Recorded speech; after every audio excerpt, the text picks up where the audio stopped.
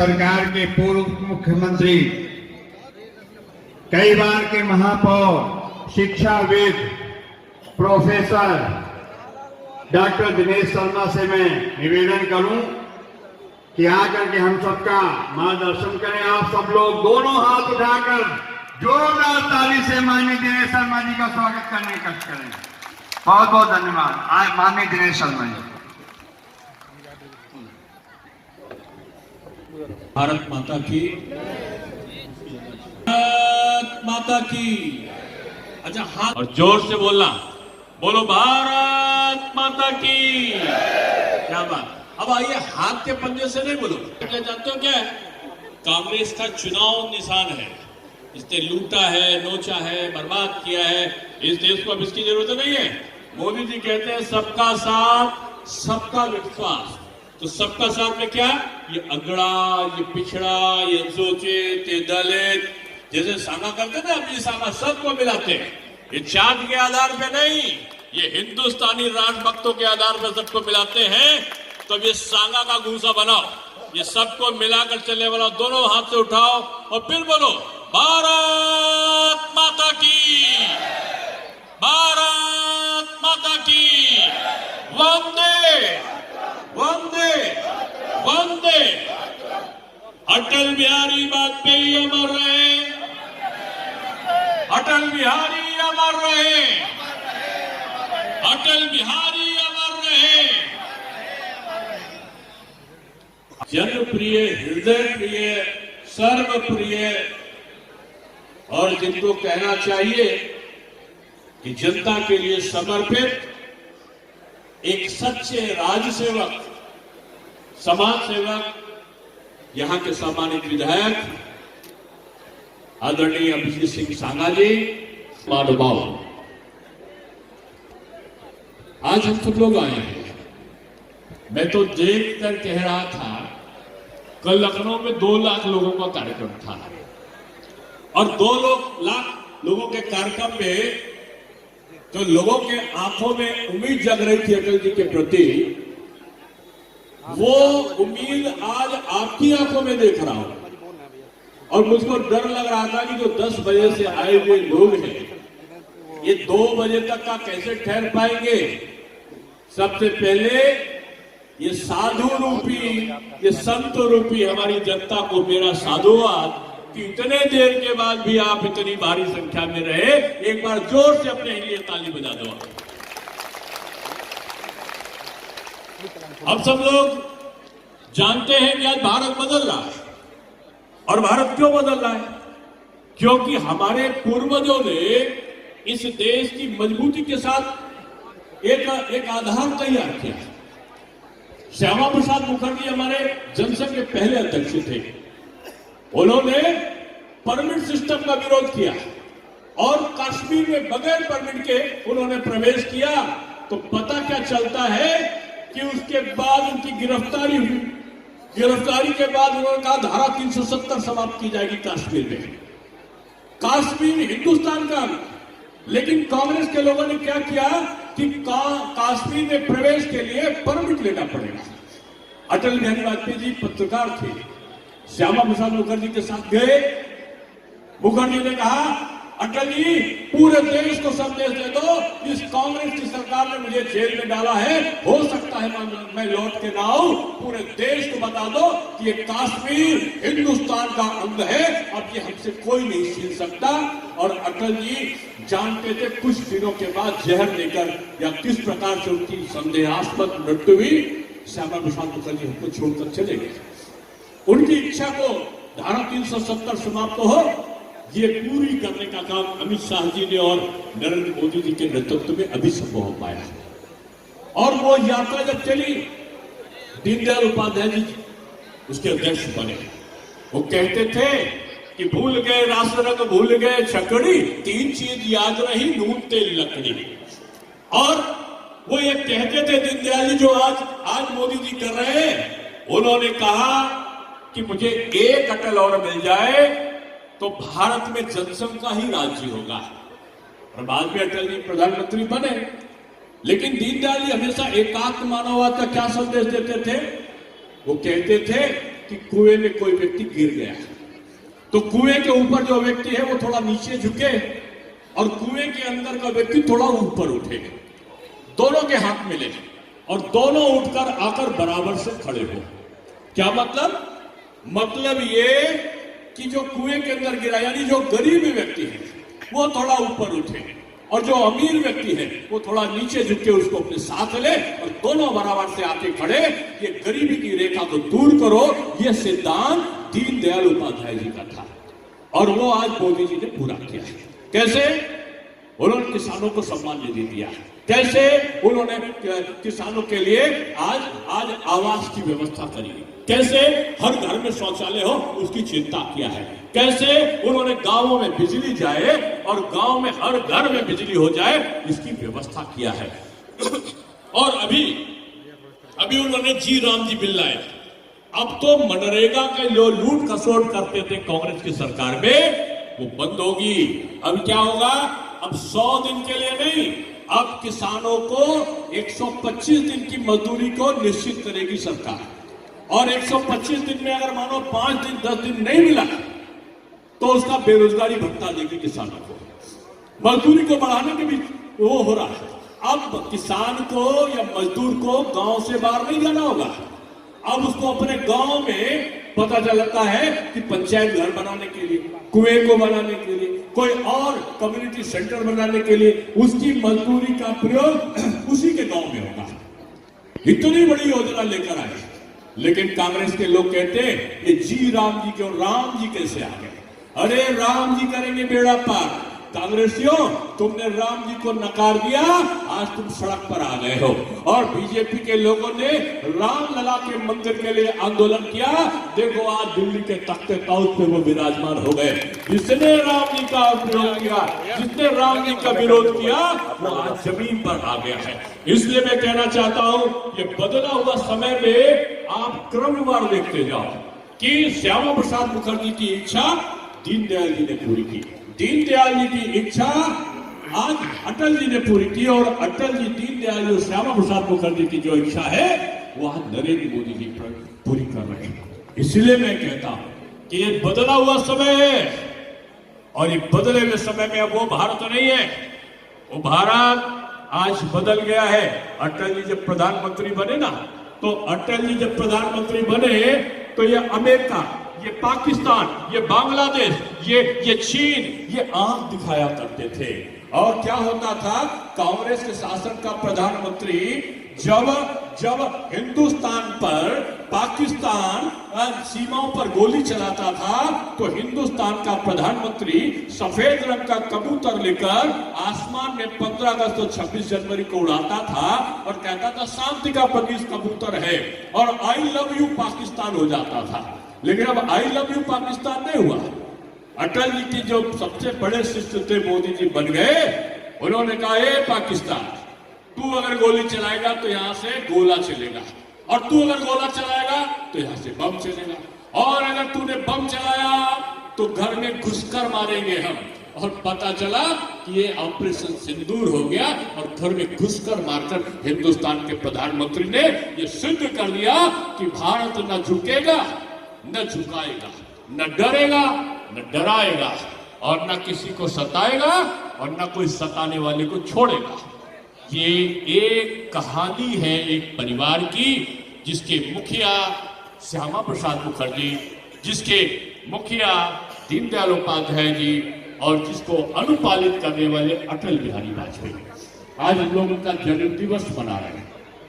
और ये जन्म दिवस मैं तो अभिजीत सिंह राणा को कहूंगा कि आपने इतने लोगों का जन समुद्र को इकट्ठा कर दिया। आज अटल जी की आत्मा कह रही होगी कि भूल गए लाश रंग, भूल गए छकड़ी, 3 चीज याद रही, नून तेल लकड़ी का सिद्धांत पूरा करने की आप यहाँ भोजन भी करा रहे हैं, आप यहाँ कंबल भी बांट रहे हैं, आप इनके वहां पर सड़क भी बनवा रहे हैं, आप इनके बिजली की भी व्यवस्था कर रहे हैं। आप जो नई राम जी बिल ला रहा है उसमें कर्मचारियों को, मजदूरों को आप ज्यादा मजदूरी दिलाने के लिए भी संघर्ष कर रहे हो। और सबसे बड़ा काम आप जो करने जा रहे हो ना कि किसानों को मजदूर नहीं मिलते थे तो 60 दिन का इंतजाम हो रहा है कि उसमें वो खेती किसानी का जो समय होगा वो किसान मजदूर वहीं पर काम करेगा। ये अटल जी का एकात्म मानववाद, दीनदयाल जी का और अटल जी का अंत्योदय को मिलाकर आज जो चल रहा है जो शासन, वो अटल जी के सिद्धांतों पर चल रहा है।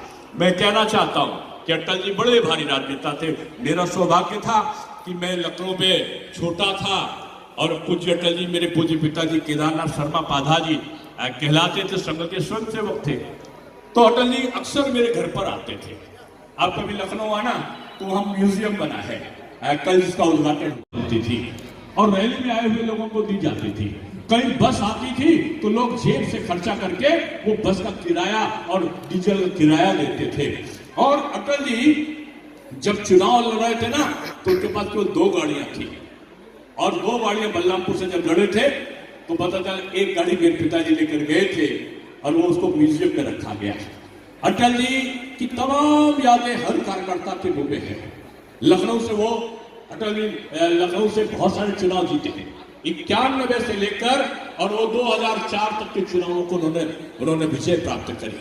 और अटल जी 5 बार लगातार जीते लखनऊ से। और अटल जी राज्यसभा के सदस्य भी बने। अटल जी ग्वालियर से के मध्य प्रदेश से भी चुनाव जीत कर आए। अटल जी बहुत बार चुनाव जीते, लेकिन अटल जी का एक व्यक्तित्व था, अटल जी जनता से कभी अलग नहीं हुए। और जनता से अलग नहीं हुए क्यों? क्योंकि अटल जी का ये मानना था कि जिस जनता ने हमको बनाया है उस जनता के बीच की दूरी को खत्म करना है, इनको रोजगार देना है। ये नौजवान जो आज भाग जाते हैं, उत्तर प्रदेश का नौजवान बंगाल में रोजी के लिए जा रहा है, वह मध्य प्रदेश में जा रहा है, वहां पता चला कि वो आज महाराष्ट्र में जा रहा है, आज वो सूरत और गुजरात में जा रहा है। नहीं, यहाँ के नौजवान को यहीं पर रोजगार मिले। और वही काम आज देश के प्रधानमंत्री और योगी जी कर रहे हैं। और मैं मुख्यमंत्री जी को बधाई देना चाहता हूं। मुख्यमंत्री जी जिस प्रकार से एक शेर दहाड़ता है ना, उस तरीके से दहाड़ते हुए काम कर रहे हैं। ये उत्तर प्रदेश, मुझे याद है सागा जी, मैं यहाँ पर आया था, ये राधेश्याम जी यहाँ के अध्यक्ष हुआ करते थे और रात हो गई थी। मैं 92, 93 ऐसे रहा होगा। मैं कानपुर के रास्ते से निकल रहा था तो लोगों ने कहा कि आप 7 बजे के बाद मत निकलना। क्यों? रास्ते में लूट हो जाती है। क्यों हो जाती है? यहाँ सड़क पे गड्ढे में सड़क है, आपकी गाड़ी जैसे जाएगी तैसे कोई पेड़ कटा हुआ मिलेगा और आपको लूट हो जाएगी। पुलिस कुछ नहीं करती क्या? और ये पुलिस ही को मिलकर कराती है। अराजकता का वातावरण, जातियों में बांट दो, इनको अगले में बांटो, इनको पिछड़े में बांटो, इनको अनुसूचित में बांटो, इनको दलित में बांटो और सबको बांटकर अलग अलग कर दो और राज्य करो। ये पिछली सरकारों का काम हुआ करता था। ये सरकार कहती नहीं, ये जात पात के बंधन को तोड़ो, ये अगले पिछड़े के बंधन को तोड़ो, सबको अधिकार दो।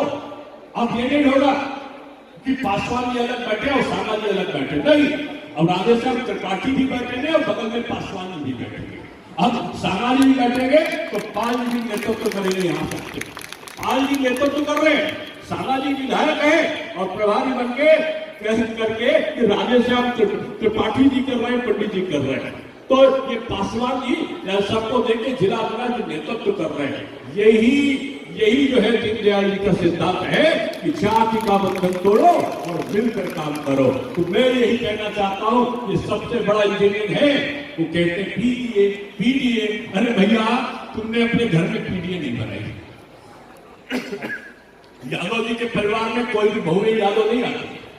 मैं व्यक्तिगत आरोप नहीं लगा रहा हूं, अच्छी बात है, तुम सारी जातियों में करो, अपना करोगे नहीं।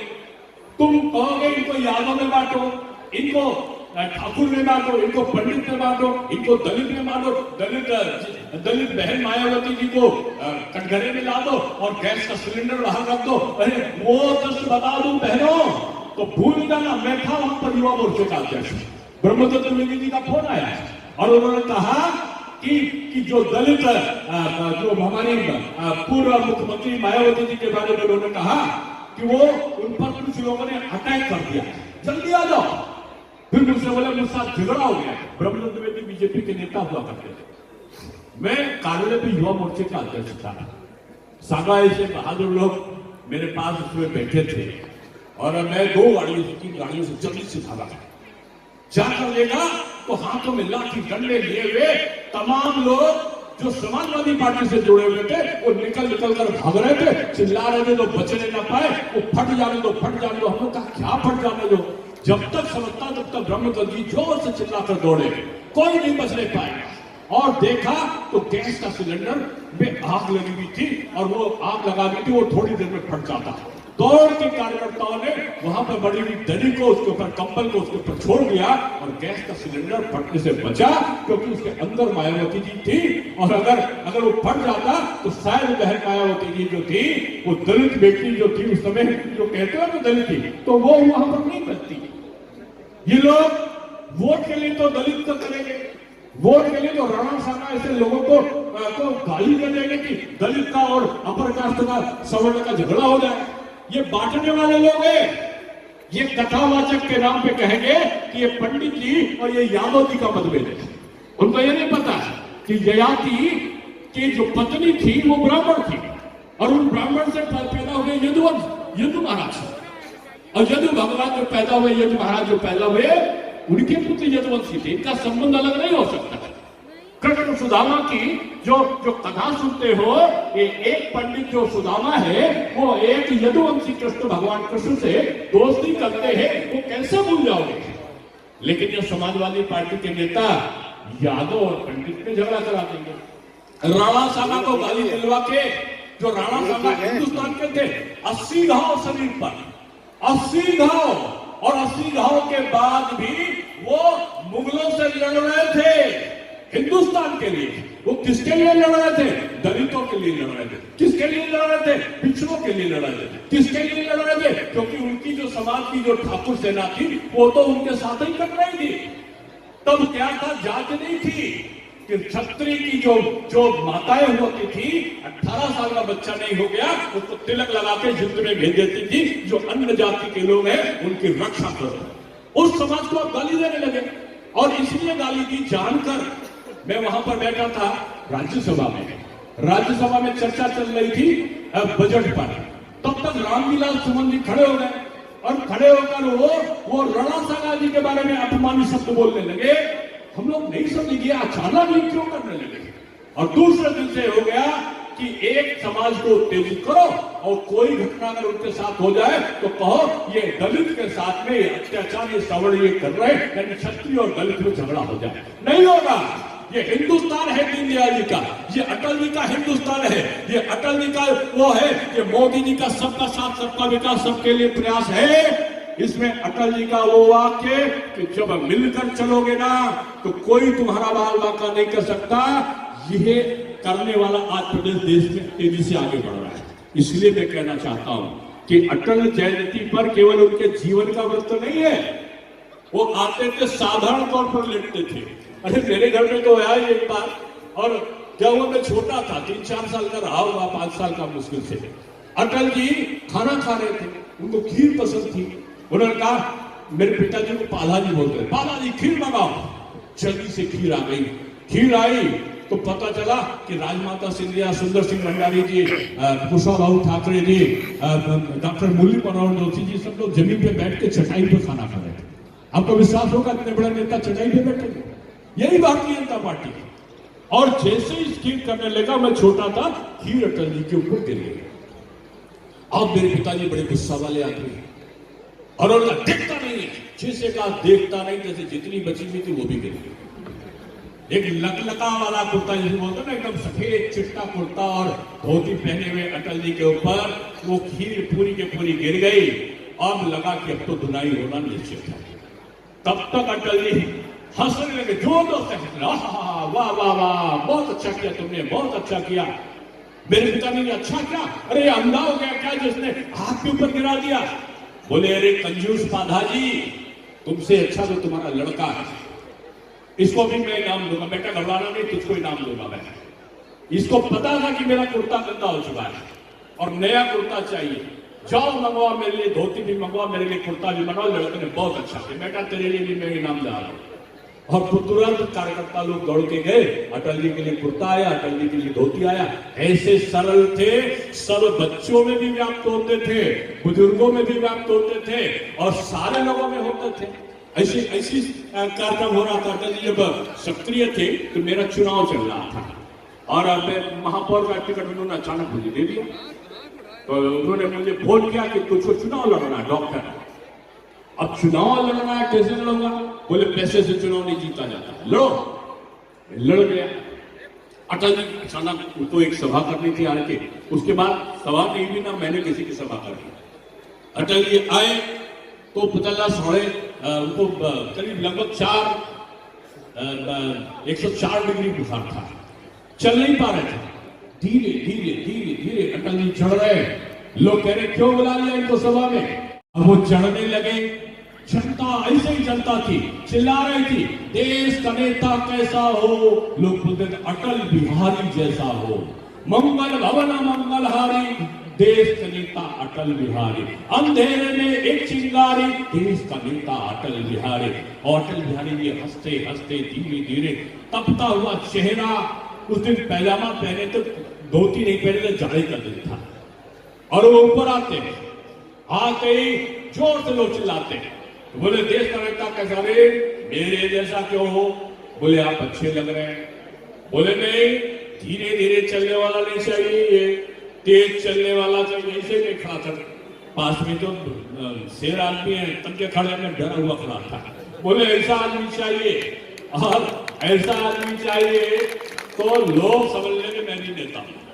अटल जी जिसको कह रहे हैं, बोले मैं अपने आप को इसमें देखता हूं। तब फिर चलो फिर एकदम शांति देवी थी, कार्यकर्ता ऐसे जोर से खड़ी हो गई, बोले अटल बिहारी जिंदाबाद। अटल जी ने बड़े जोर से ताका, फिर देश का नेता कैसा हो? तो अटल जी ने कहा अरे भाई शांति देवी, अशांति क्यों फैला रही हो? मुझ में क्या चीज अच्छा तुमको दिख रहा है? शांति देवी नगर निगम का चुनाव था मेरा। तो शांति देवी कहती अटल जी आपका कुर्ता बहुत अच्छा लग रहा है। तो अटल जी नीचे पैजामा पहने थे। बोले अच्छा, ये कुर्ता यानी संसद में अटल जी संसद सदस्य थे। बोले ऊपर का कुर्ता है, ये पैजामा ठीक नहीं लग रहा है, लगना चाहिए। बोले देखो ऊपर का कुर्ता यानी संसद का जो जगह है वो मध्य आपने बना दिया है। अब नीचे का ये पैजामा है, ये नीचे का ये दिनेश शर्मा, नीचे का मेरा पैजामा है। जब कुर्ता और पैजामा दोनों पहनूंगा, बताओ पैजामा ना पहनूंगा अच्छा लगेगा? लोग कहने ने अटल जी पैजामा जरूर पहनने तो अच्छा नहीं लगेगा। तो बोले यही कहने आया हूं, हे लखनऊ की जनता मुझे पैजामा दे दो। तो पता चला एक भाषण का एक शब्द अटल जी का, मैं जहां जाता था कोई पैसा नहीं खर्चा किया। मेरे खिलाफ लड़ने वालों ने लाखों ने करोड़ों रुपए खर्च किए। मैं जहां पहुंचता दूंगा ये साहब आपको अटल जी का पैजामा, आपको कोई जरूरत नहीं। और मैं चुनाव जीतकर चला। ऐसे थे अटल थे, अपनी बात पर भी अटल थे। इस कानपुर से जुड़ाव भी था उनका। इस कानपुर के डीएवी कॉलेज में उन्होंने पॉलिटिकल साइंस से एमए किया और एक समय में उनके बाद उन्होंने एलएलबी में लिया। और अटल जी के पूज्य पिताजी ने भी उसी समय कानपुर में एलएलबी में एडमिशन ले लिया। यानी पिता और पुत्र दोनों लॉ कर रहे थे। हालांकि बाद में अटल जी प्रचारक बनकर चले गए और पूरी एलएलबी नहीं हो पाई। तो मैं कहना चाहता हूं कि अटल जी का जुड़ाव कानपुर से रहा है और कानपुर में अभिजीत साना ने उनकी यादों को जिंदा किया है। और अटल जी यही कहते थे ये देश एक हो, ये देश जातिवाद से दूर हो, ये देश कर्मशील बने, ये देश आज ये अपराधी और माफियाओं से दूर हो। इतने में योगी बाबा आ गए और योगी बाबा ने कह दिया मैं तो उनके साथ उप मुख्यमंत्री था। आदमी डर सकता है, लेकिन एक व्यक्ति है जिसको मैंने डरते नहीं देखा, वो आपके मुख्यमंत्री योगी आदित्यनाथ। और उन्होंने उनकी दृढ़ इच्छा को मैं बताऊं आपको, मैं उप मुख्यमंत्री था, कोरोना आ गया और कोरोना आ गया तब तक पता चला कि लोग धड़ाधड़ मर रहे थे। अचानक हम लोग बैठक कर रहे तब तक फोन आया कि साहब पिताजी की बहुत तबीयत खराब है, आप चले जाइए। पर्ची लिखकर मुझे भी अधिकारी की हिम्मत नहीं थी कि बीच में बोल दे। मैंने पर्ची दी, उन्होंने देखा और रख दिया और फिर वो बैठक करने लगे। रामपुर में उतरे, अस्पताल खोलना है, नहीं आजमगढ़ में जाना है, उसके बाद मुझे हमीरपुर पहुंचना है। योगी जी अपनी रणनीति बनाते रहे कोरोना में लोगों को बचाना कैसे। मुख्यमंत्री, पिता अस्पताल में, और वो बैठक कर रहे हैं। इतने में डरते डरते एक अधिकारी फिर से आया 15 मिनट के बाद, और फिर मेरे कान में कहा, सर बहुत जरूरी है ये पर्ची, ये मुख्यमंत्री जी को दे दो। मैंने पर्ची लिया, पढ़ा पहले, उसमें लिखा था पूज्य महाराज जी के पिताजी नहीं रहे। अब हमको लगा जब तो महाराज जी जहां जाना चाह रहे हैं वहां नहीं जाएंगे, क्योंकि पिताजी दिवंगत हो गए। मैंने बड़े संकोच के साथ में उनको पर्ची दी। महाराज जी ने पर्ची पढ़ी, योगी आदित्यनाथ जी ने, और पर्ची रख दिया। बड़े उसे आंख बंद करी, आधा सेकंड के लिए और पर्ची रख दिया। फिर हाँ, तुमको यहाँ जाना है, तुमको वहां जाना है, और ये कोरोना में कहा नहीं अस्पताल खुला, कहाँ दवा नहीं खुला। पूरा आधा घंटा बैठक लेने के बाद उनको जाना था किसी जिले में, तो कहने लगे बस 2 मिनट में मैं फ्रेश होकर आता हूं। 5 मिनट लगा होगा, मुझको लगता है कि अंदर गए होंगे योगी जी, बाबूजी को प्रणाम किया होगा, ये मैं सोच रहा हूं। आंख बंद की होगी, और मुझे नहीं लगता कि वो समाज के प्रति समर्पित करने वाले व्यक्ति ने कोई किसी प्रकार का कोई विलाप किया होगा। 5 मिनट बाद वो मुंह पोछते हुए बाहर निकलिए। हाँ जी, चलिए चलिए।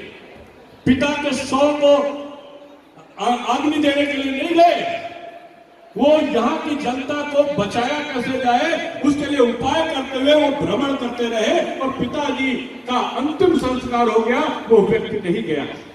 एक मुख्यमंत्री वो है, और दूसरे मुख्यमंत्री वो हुआ करते थे कि थाने के अंदर डिप्टी एसपी की हत्या हो जाती थी और कुछ कार्रवाई नहीं करते थे।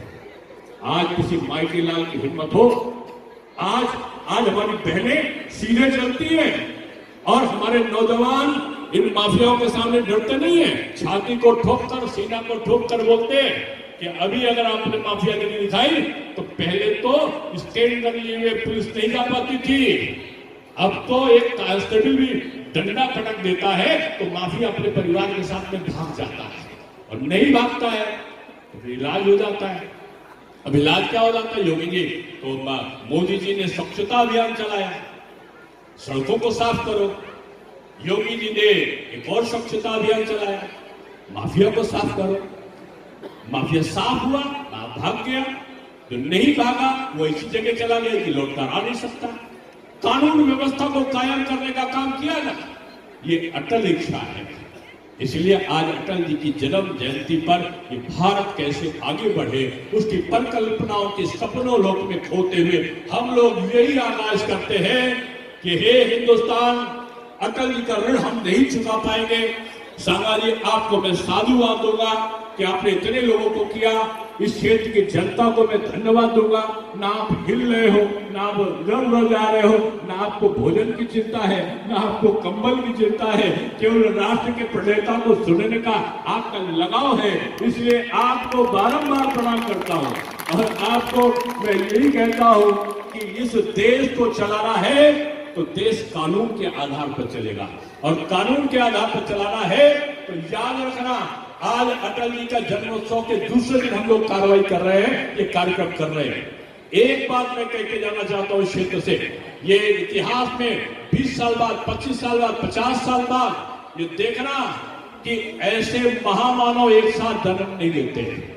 एक तरफ मोदी जी मोर्चा संभाल रहे हैं, ये सपा, ये बसपा, ये बकपा, ये बकपा, ये आप, ये पाप, सारा मिल गया है। ये चीन, ये पाकिस्तान, ये बांग्लादेश, ये अमेरिका धमकी दे रहा है, और प्रधानमंत्री सीना तान के खड़ा हुआ है। ये उत्तर प्रदेश, यहाँ सारे के सारे मिल गए हैं। ये एक माफिया, ये 2 माफिया, सारे बदमाश एकत्रित हो गए, लेकिन कौन खड़ा है? योगी खड़ा है, और योगी बाबा आपके लिए लड़ रहे हैं, उनको उसकी चिंता नहीं है। एक अधिकारी ने एक माफिया के बारे में आके कहा कि अरे योगी जी, यहाँ पर जो भी नेता आता था उनसे टकराता नहीं था। वहां के मुख्यमंत्री रहते हुए वो उनके वहां गए थे तो उसने हाथ मिलाने माफिया के घर गए, एक मुख्यमंत्री, तो माफिया ने हाथ तो नहीं मिलाया, उन्होंने कहा कि पहले मेरे कुत्ते से हाथ मिलाना पड़ेगा। ये हाथ था। आज जो है तो सड़क के चलते हुए कुत्ते को माफिया प्रणाम कर ले कि योगी बाबा को बचा लो, बस बाकी हम सबको हाथ जोड़ने के लिए तैयार। ये बदला हुआ समय है, इसलिए आप सबको कहूंगा कि अटल जयंती का उत्सव नहीं है। मैं कहूंगा आपको बार बार कि ये योगी ये मोदी, ये मानव नहीं है, महामानव है। ये बार बार नहीं आने वाले हैं, ये बार बार आपकी रक्षा करने के लिए नहीं आने वाले हैं। इसलिए विचारधारा के साथ में रहते हुए इस राष्ट्र को मजबूत करने का आपको अवसर है, उस अवसर को आप कभी भुलाने ना देना। मैं बहुत अभिजीत राणा को बधाई देता हूँ, उपेंद्र पासवान जी को बधाई देता हूँ, और सबसे ज्यादा तो स्तुतनीय वंदनीय हमारे प्रकाश पाल जी है, और यहाँ के राधेश्याम जी, रामदेव जी ऐसे लोग हैं जिन्होंने इस कार्यक्रम को किया है। अगर आप मेरी बात से सहमत हो तो जातिवाद को भूल जाना, ये राष्ट्रवाद को याद रखना, ये देश तुम्हारा है। अब केवल हम एक रहेंगे, अगर आप पिछड़ा, जोचे, दलित, ये सब नहीं, अब मिलकर हम लोग एक बार हम एक रहेंगे, इसका संकल्प लेते हुए आप मेरे साथ जोर से बोलो, बोलो भारत माता की वंदे, अटल बिहारी अमर रहे। जोर से बोलो, बहुत जोर से, हाथ उठाना जरूर से, ये श्रद्धांजलि है आपकी। अटल बिहारी अमर रहे, अटल बिहारी अमर रहे, अमर रहे, अमर रहे, अमर रहे, अमर रहे। ये श्यामा प्रसाद मुखर्जी अमर रहे, अमर रहे, अमर रहे। नरेंद्र मोदी जिंदाबाद, जिंदाबाद, जिंदाबाद। योगी आदित्यनाथ जिंदाबाद, जिंदाबाद, जिंदाबाद। यहाँ की जनता जिंदाबाद, जिंदाबाद, जिंदाबाद। बहुत बहुत बहुत बहुत धन्यवाद आदरणीय दिनेश।